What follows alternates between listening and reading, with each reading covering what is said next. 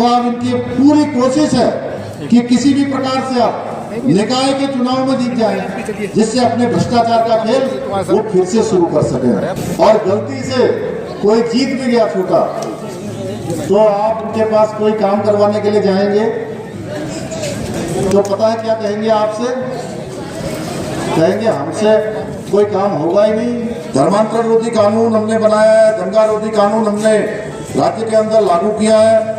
Land जिहाद और थूक जिहाद के खिलाफ कड़ी कार्रवाई करनी, इसी महीने हम इसको लागू करने वाले हैं। अब प्रदेश में जमीनें खरीदने वाले जो बाहरी लोग हैं उनकी भी हम गहनता से जांच कर रहे हैं। बहुत जल्द हम उत्तराखंड देवभूमि के सभी की जन भावनाओं के अनुरूप बहुत जल्द हम एक सशक्त भू कानून भी प्रदेश के अंदर लागू करने वाले हैं। ये नकल विरोधी कानून, इसका परिणाम ये हुआ कि पिछले 3 वर्षों में 19,000 से भी ज्यादा नौकरियां हम अपने नौजवान भाई बहनों को राज्य के अंदर देने में हमने सफलता प्राप्त की है। जो उत्तराखंड के मुख्यमंत्री पुष्कर सिंह धामी गुरुवार को भाजपा प्रत्याशी जीवंती भट्ट के चुनाव प्रचार के लिए नैनीताल पहुंचे। इस दौरान जहां उनके आने के साथ नगर में बारिश के मौसम के बीच भी धूप खिलाई और इसे नगर में पहली बार कमल के भी खिलने यानी भाजपा प्रत्याशी के जीतने की चर्चा होने लगी। वहीं इस दौरान मुख्यमंत्री धामी ने कहा कि निकायों में ट्रिपल इंजन के लिए भाजपा प्रत्याशियों को वोट दें। कहा, पहले तो आप कांग्रेस को वोट नहीं देंगे, लेकिन यदि किसी तरह वो गलती से जीत भी गए तो कहेंगे कि उनसे काम नहीं हो पाएगा, क्योंकि उनकी केंद्र राज्य में सरकार नहीं है। इसी तरह 5 वर्ष कहलाते रहेंगे, कहेंगे जब उनकी सरकार आएगी तब काम कराएंगे। धामी बोले, जब 9 मन तेल होगा तभी राधा नाचेगी। इस तरह कांग्रेस को वोट देने का अर्थ होगा अपना वोट खराब करना। उन्होंने कहा, आप भाजपा प्रत्याशियों को जिताएं, काम करने की गारंटी सांसद व विधायक के साथ उनकी होगी। जीवंती भट्ट के लिए और जिला परिषद के हमारे प्रकाश आर्या जी के लिए और भीमताल वाली बहन कमला आर्या यहाँ नहीं आई है, उनके लिए भी सभी, और उनके साथ साथ हमारे सभी वार्ड मेंबर जो भी भारतीय जनता पार्टी के प्रत्याशी हैं, उन सब के लिए आप सबका अमूल्य मत और आपका समर्थन मांगने के लिए आप सबके बीच में आया हूं। क्योंकि जब देश और प्रदेश के साथ साथ निकायों में भी भाजपा की ट्रिपल इंजन की सरकार होगी तो विकास 3 गुना तेजी के साथ आगे बढ़ेगा। अनेक कार्य जिनके बारे में अभी आदरणीय सांसद जी ने यहाँ से बताया, आदरणीय विधायक जी ने बताया, हमारे सभी नेतागणों ने जो आपके सामने बात रखी है, वो सब काम तेजी से आगे बढ़ेंगे। भाइयों बहनों, हम सभी जानते हैं आज हमारे आदरणीय प्रधानमंत्री नरेंद्र मोदी जी के सहयोग और मार्गदर्शन से हमारी उत्तराखंड के इंफ्रास्ट्रक्चर मजबूती से बनाए जा रहे हैं, मजबूती से तैयार किए जा रहे हैं। वही मंदिर माला मिशन उत्तराखंड के हमारे इस कुमाऊं क्षेत्र के सभी मंदिरों के लिए बनाया है, जिसमें पहले चरण में हमने 16 प्रमुख मंदिरों को इसके पुनर्निर्माण और निर्माण के लिए उनका चयन हुआ है। भाइयों बहनों, इसके कारण से तेजी से हमारे पूरे क्षेत्रों में तेजी से पर्यटन बढ़ा है। आने वाले दर्शक, श्रद्धालु, तीर्थयात्री बड़ी संख्या में आज देवभूमि उत्तराखंड आ रहे हैं। इसके साथ ही हमने अन्य क्षेत्रों में भी, चाहे वो खेल का क्षेत्र हो, पर्यटन का क्षेत्र हो, एडवेंचर एक्टिविटीज के हब के रूप में हमारे राज्य को, उत्तराखंड को स्थापित करने का प्रयास किया जा रहा है।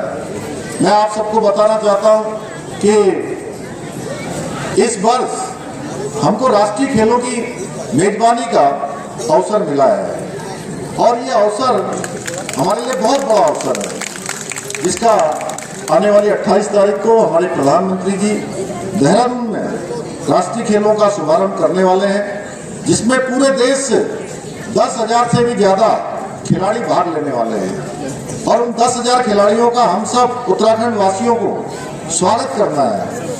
और उसका जहां उद्घाटन समारोह, शुभारंभ समारोह देहरादून में होगा, वहीं उसका समापन समारोह हमारे इसी नैनीताल जिले के गोलापार स्थित हल्द्वानी के स्टेडियम में होगा। भाइयों बहनों, आज जहां अनेक गतिविधियां आगे बढ़ रही हैं, इसी क्रम में आज नैनीताल, भीमताल, भवानी क्षेत्र में सड़क का क्षेत्र हो, स्वास्थ्य, पेयजल एवं इससे जुड़ी हुई अनेक परियोजनाओं पर तेजी से काम चल रहा है।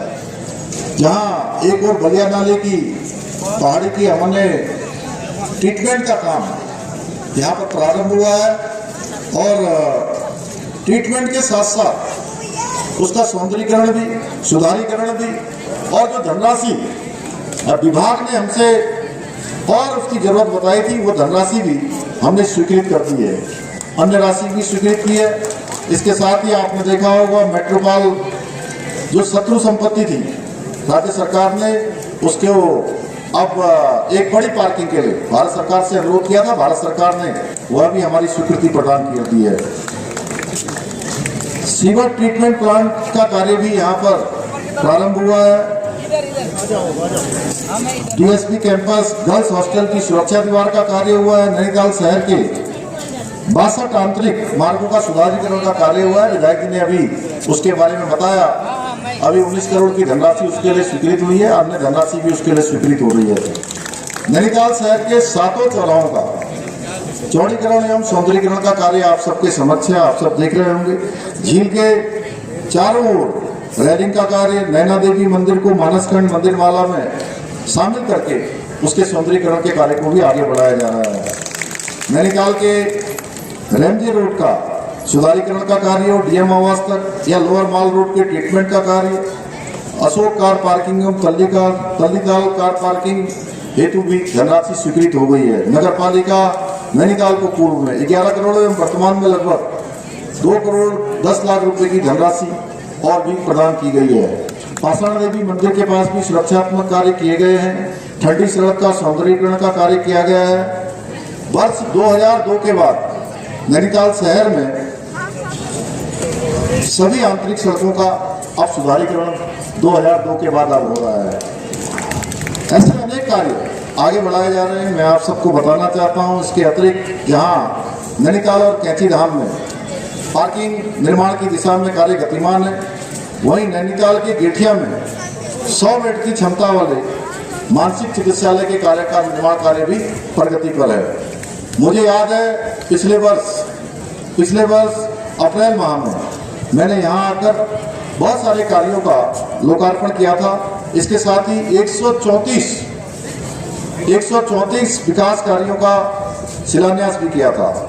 उनमें से बहुत सारे योजनाओं का वर्तमान में तेजी से काम चल रहा है। इसके अतिरिक्त यहाँ पर होम स्टे योजना, लखपति दीदी योजना और सौर स्वरोजगार योजना जैसी अनेक योजनाओं के माध्यम से प्रदेश के युवाओं को, किसानों को, मातृशक्ति को स्वरोजगार और रोजगार से जोड़ने का लगातार प्रयास किया जा रहा है। इतना ही नहीं, हमारी सरकार उत्तराखंड के जो सांस्कृतिक मूल्य है, डेमोग्राफी है, उसको संरक्षित रखने के लिए भी संकल्पित होकर काम कर रही है।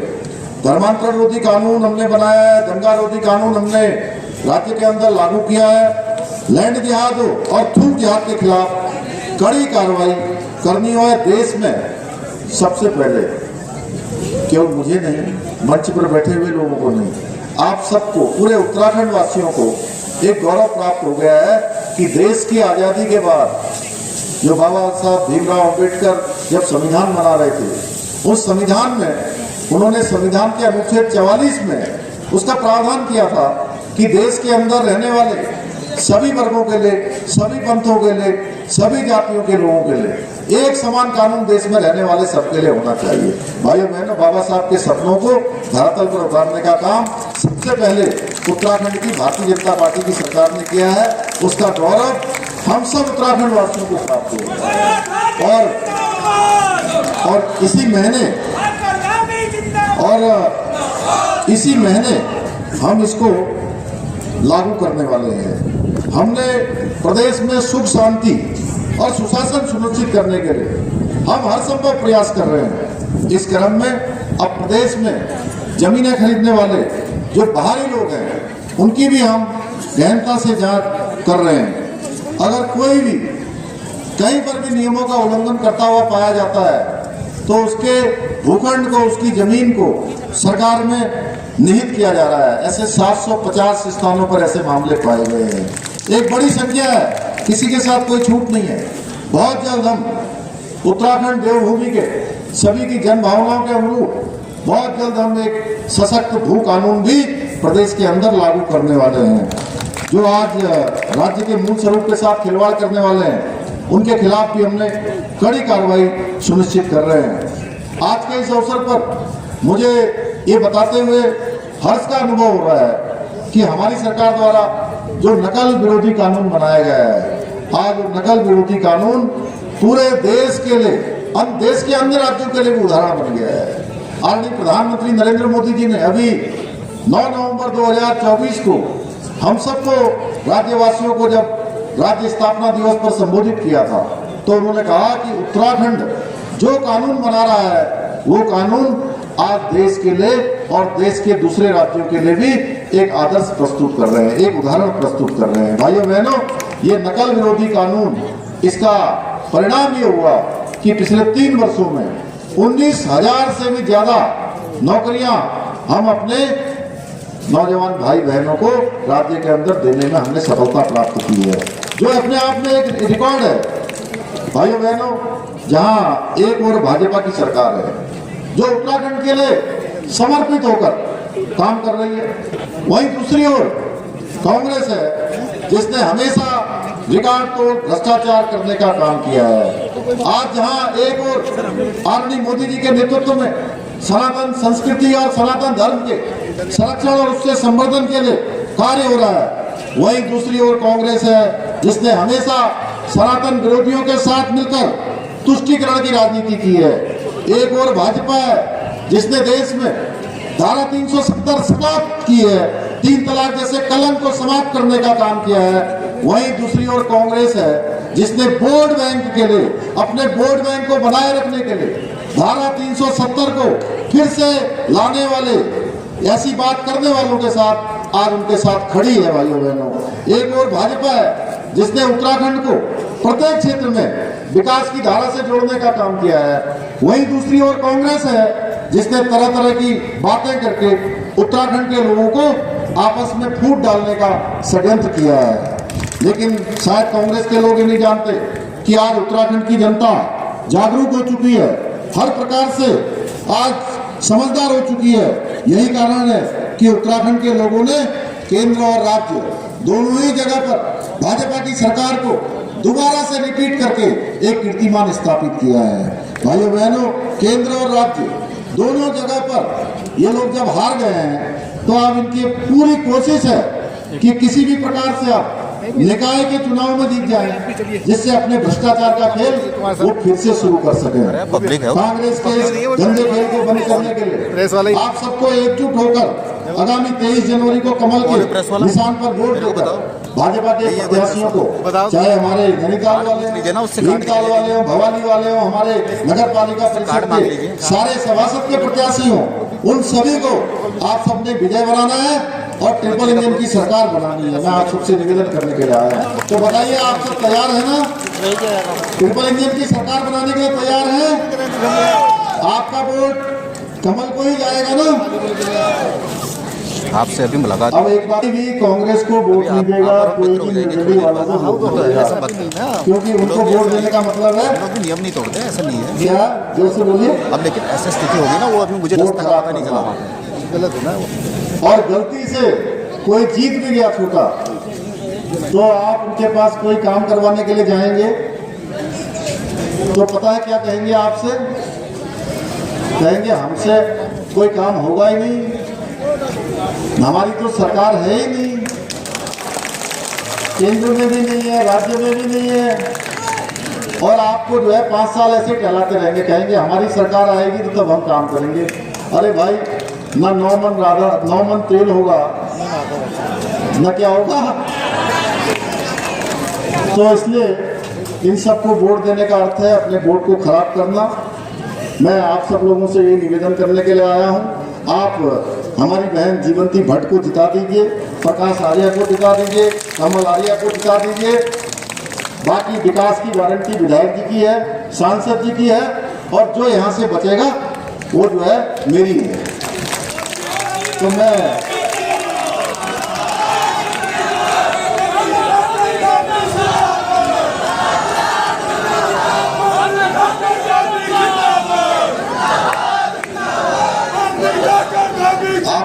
आप सभी का ये जोश देखकर, ये उत्साह देखकर मुझे पूरा विश्वास है कि आप लोग 23 जनवरी को कमल के निशान वाला जो मोहर लगाकर, कमल के निशान वाले खाने पर मोहर लगाकर नैनीताल, भीमताल और भवानी और पूरे जनपद में सभी भारतीय प्रत्याशियों को भारी मतों से जिताएंगे, ट्रिपल इंजन की सरकार बनाएंगे। इतना ही आप सबसे निवेदन करता हुआ, आप सबका धन्यवाद करते हुए और भगवान सूर्य नारायण आ गए उनको प्रणाम करते हुए आप सबको फिर से एक बार शुभकामनाएं करते हुए अपनी बात समाप्त करता हूँ।